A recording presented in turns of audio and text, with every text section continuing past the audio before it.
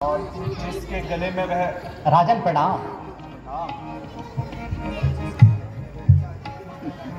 और जिसके गले में वह जयमाला डालेगी और उसके साथ ही उसका विवाह होगा।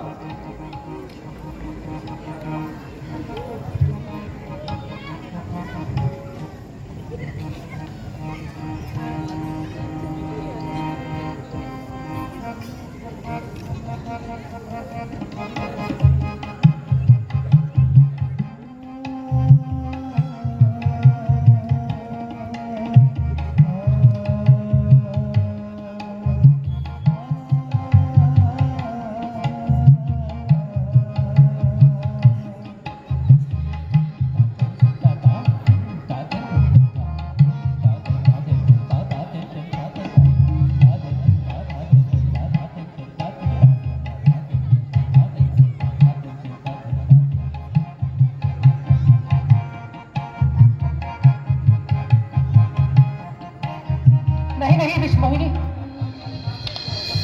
ये तुमने क्या कर दिया? हे विष्णु, यदि आपको स्वयंवर में भाग ही लेना था तो आपने मुझे अपना ये रूप देकर यहां क्यों भेजा? नारायण का रूप देखो भाइयों, विष्णु भगवान जैसे वस्त्र पहनकर ये दुर्मुख ये सोच रहा है कि इसे विष्णु मृत मिल गया। हाँ मूर्ख, पहले कहीं जाकर अपना मुख तो देख, फिर बात करना। नारायण की बराबरी करने जाता।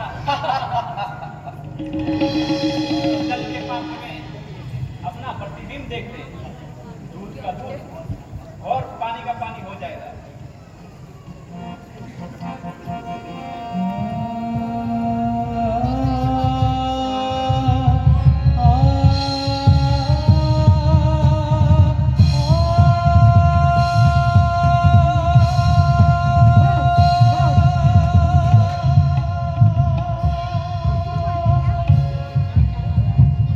ये क्या नारायण, आपने मेरे साथ छल किया।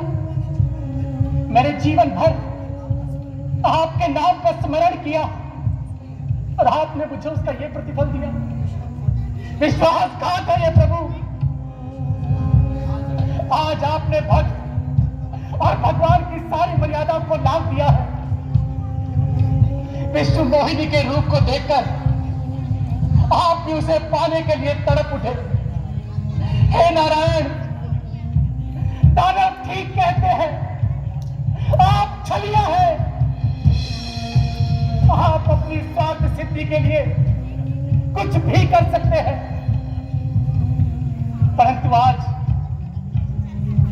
आप अपने इस कृत्य से बच नहीं पाएंगे।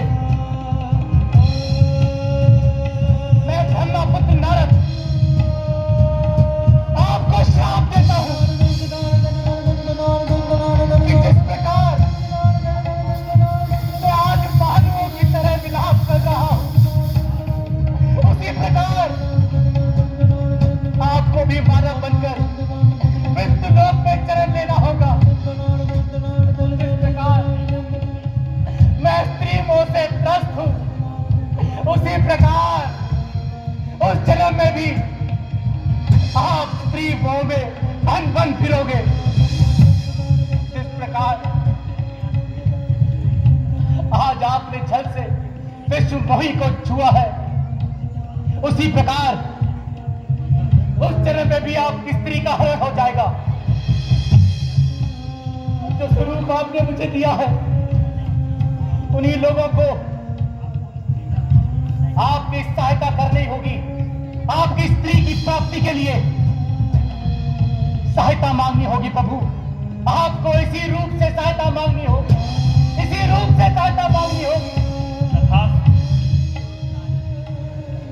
नारद, यद्यपि मैं जन्म मरण, सुख दुख, श्राप वरदान, काम मुंह से परे हूं, परंतु फिर भी तुम्हारा मान रखने के लिए तुम्हारा यह श्राप स्वीकार करता हूं। नारद, जिसे तुम विश्व मोहिनी समझ रहे हो, वह लक्ष्मी है।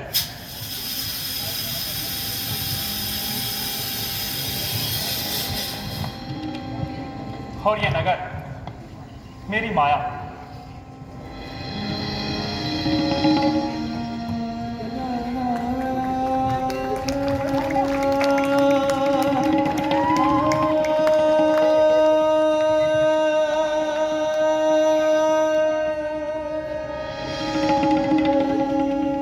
हे प्रभु, ये मैंने क्या अनर्थ कर डाला।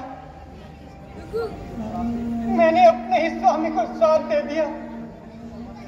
प्रभु मुझे क्षमा कर दीजिए, मुझे क्षमा कर दीजिए प्रभु।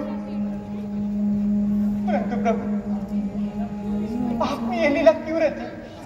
नारद, तुम हमारे अनन्य भक्त हो।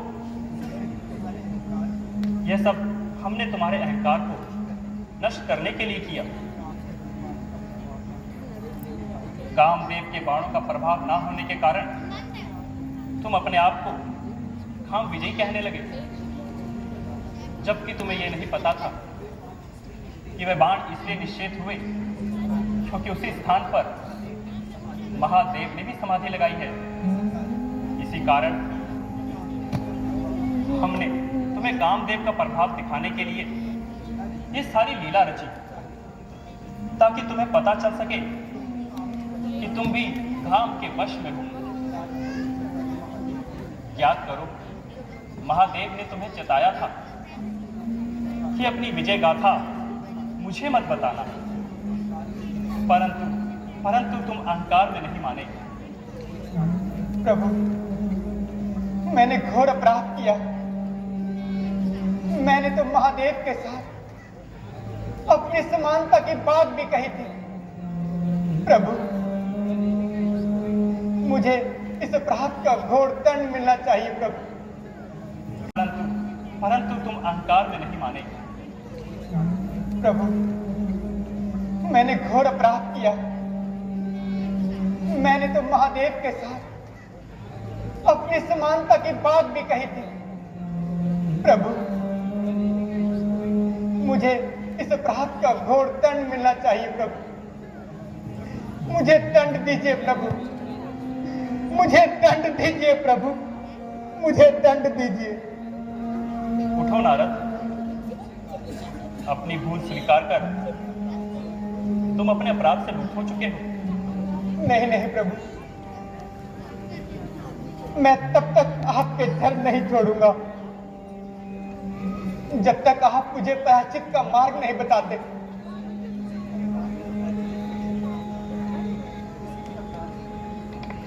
किसी भी अपराध के प्रायश्चित के लिए महादेव की भक्ति के अतिरिक्त कोई और उपाय नहीं। नारद,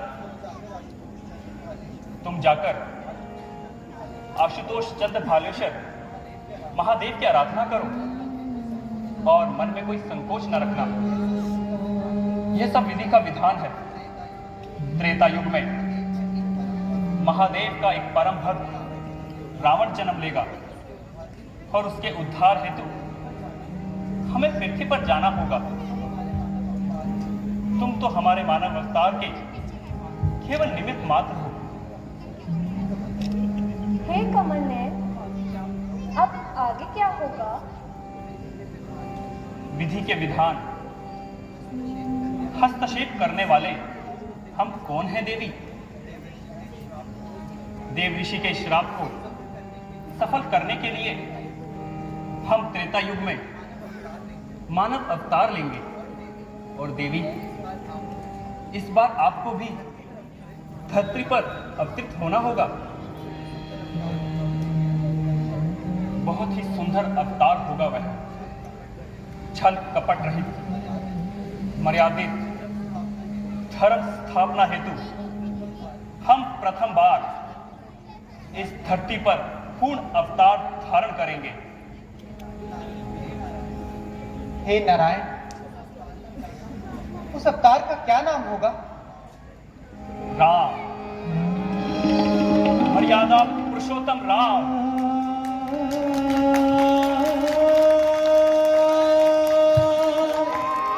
जो श्री हरि जैसा हो। अतः आप केवल मुझे कुछ पल के लिए हरि रूप प्रदान कर दीजिए, जिससे मैं स्वयंवर में वरमाला मेरे ही गले में डालें। जैसी आपकी इच्छा। मैं आपको हरि रूप प्रदान करता हूं। धन्यवाद प्रभु। मैं अभी स्वयंवर में जाता हूं। नारायण।